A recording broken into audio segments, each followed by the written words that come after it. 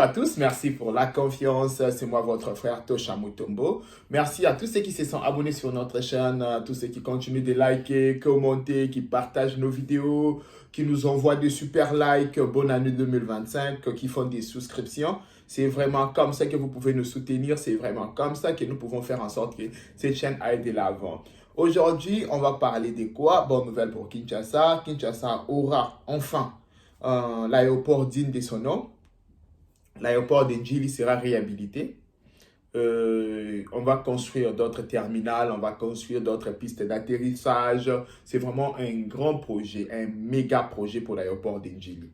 Mais aujourd'hui, on va essayer un peu de voir c'est quoi le contrat, qui va réaliser le projet, comment l'État va financer ces projets. Mais avant de commencer, je vous invite humblement d'appuyer sur votre cloche de notification. Pourquoi? Parce que quand on met des nouvelles vidéos, vous serez en mesure de la voir le plus vite possible. Vous savez qu'ici, c'est la qualité. Ici, l'aéroport d'Njili, qui va le construire, c'est la société turque des Milvest. Vous savez, ils ont déjà fait la preuve avec le secteur financier, Kinshasa Arena, malgré que les travaux avaient un tout petit retard, mais ça va. Et ils ont encore d'autres projets. Ils réhabilitent aussi notre palais de la justice. Ils ont des projets comme ça, il y en a beaucoup. Mais les types de contrats qu'ils vont faire, c'est le type de contrat qu'on appelle BOT. Je ne sais pas si vous comprenez. BOT. C'est le contrat où l'État fait la sécession pendant un moment. Du genre que la société turque de Milvest va construire l'aéroport d'Njili, qui va coûter à peu près 1 milliard et quelques. Et l'État va céder l'aéroport d'Njili à la société Milvest pendant plus de 20 quelques années. La durée exacte, on n'en a pas parce que nos informations parlent de 29 ans, Milvest parle de 25 ans, l'État congolais parle de 20 ans. Comme on n'a pas encore l'information sûre et certaine, mais on est sur 20 quelques années. Oui, ça créait vraiment la tollée partout. Non, comme ça, comment, pourquoi ça? L'État manque 1 milliard pour construire. Chers compatriotes, l'État ne manque pas l'argent. L'État pouvait financer.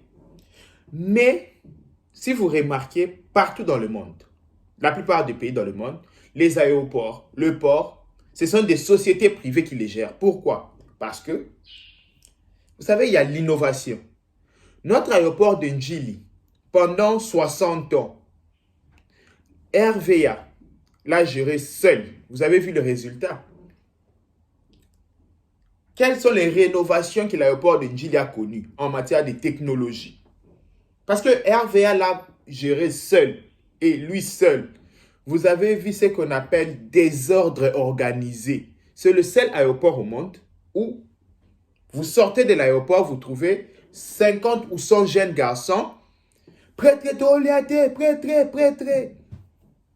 C'est le seul aéroport au monde. C'est le seul aéroport au monde où vous arrivez à l'aéroport. Le tracasserie commence juste au début de l'entrée. Jusqu'à l'embarquement. Partout, vous devez donner 1000 francs, 2000 francs, 500 francs, 1000 francs, 2000 francs, 10 dollars, 5 dollars. Partout. Donc, prendre ces aéroports, prendre ces objets, donner aux sociétés privées, bien sûr, l'État a des parts.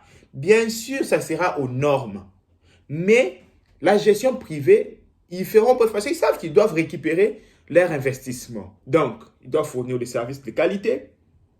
Ils doivent fournir la technologie qui va avec. Ils ne peuvent pas mettre en sorte que... Parce qu'ils doivent récupérer leur argent. Ils vont mettre tout en œuvre pour récupérer leur argent. Il y aura l'innovation. C'est le type de contrat qui se passe partout. Je vous montre comme exemple avec Ethiopian Airlines. Ethiopian Airlines, c'est pour les Éthiopiens.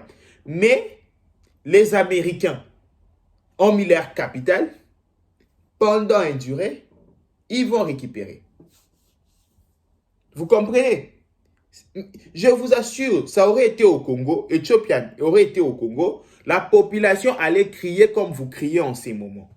La population allait dire, oh, on a vendu notre pays. Mais aujourd'hui, À qui profite Ethiopian Airlines? Ce n'est pas aux Éthiopiens. Donc, si Milvest construit cet aéroport, parce qu'il a déjà commencé les travaux, s'il construit cet aéroport digne de son nom, déjà, n'oubliez pas, personne peut oser investir dans un aéroport comme Djili, qui a d'abord ses faibles taux de trafic aérien.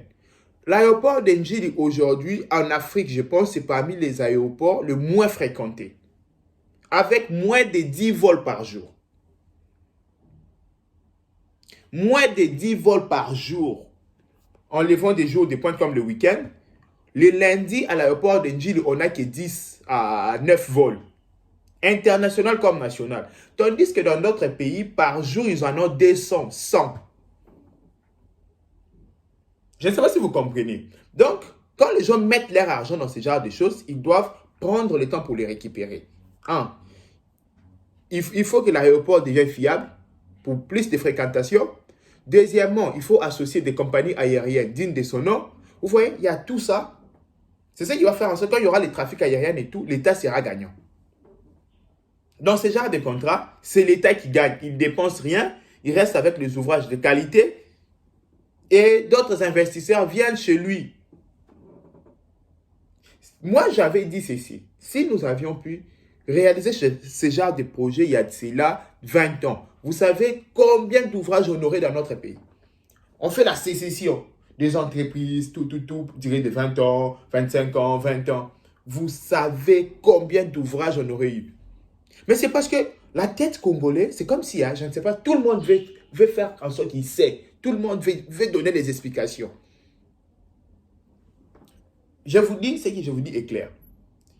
L'entreprise turque va réhabiliter notre aéroport, va construire d'autres terminals, va faire en sorte d'agrandir la capacité de notre aéroport, faire en sorte qu'il y ait plusieurs pistes d'atterrissage parce que le contrat va vers le 1 milliard et quelques. C'est un grand contrat. Je vous dis, dans beaucoup de pays du monde, les aéroports sont gérés par les particuliers. Ce n'est pas nous le premier à le faire. Et c'est un bon contrat qu'il faut soutenir. J'aurais voulu que des hôpitaux, des entreprises, des banques, que ça soit géré par les entreprises étrangères parce qu'ils vont nous apporter l'expertise, ils vont nous apporter la technologie. Quelque chose qu'on n'a pas, quelque chose qu'on n'arrive pas à développer, quelque chose qu'on n'arrive pas à innover. Il faut se regarder en face et dire la vérité. Les Congolais, on est moins créatifs. Vous voyez? On vous remet un bâtiment, mais cherchez à innover, cherchez à faire la technologie. Mais non, au Congo, on nous donne une route, on nous dit, ok, prenez ces ports, on vous a livré, on ne sait même pas comment l'entretenir. Nos propres avenues, on ne sait pas comment l'entretenir. C'est l'aéroport qu'on va entretenir. Et un jour, je disais, il fallait donner même le marché central Zando aux étrangers qui le gèrent. Que les Congolais payent aux étrangers, même pour la salubrité, pour tout, qu'il y ait une entreprise étrangère ou bien une entreprise privée qui gère ça. C'est seulement comme ça que l'État a bien encadré ces choses. Regardez les entreprises de l'État. C'est faillite sur faillite. La Poste. Mais aujourd'hui, ces postes-là, vous donnez ça à un étranger ou bien à une entreprise étrangère. Je vous dis, nous sommes dans des pays étrangers là. La Poste, personne ne peut égaler la Poste qui est gérée par l'État. Tout se paye à la Poste, tout se fait à la Poste. Tous les documents officiels se livrent à la Poste. Mais, regardez notre Poste. Le bâtiment est devenu comme un mouroir. Il y a des caisses datant de 200 ans. Vous comprenez un peu? Vous comprenez? Donc aujourd'hui, au Congo, quelqu'un veut au moins laisser son document chez DHL. Et pour faire confiance à la Poste. Pourquoi? Parce que ce sont les Congolais qui les gèrent. Donc ici, je pense qu'il est temps de donner cette entreprise aux mains des étrangers, toutes ces entreprises. Et c'est seulement comme ça que l'État peut récupérer et les étrangers vont former aussi les cadres qui auront la maîtrise de la gestion de ces technologies pour avancer notre pays. Ça sera ça.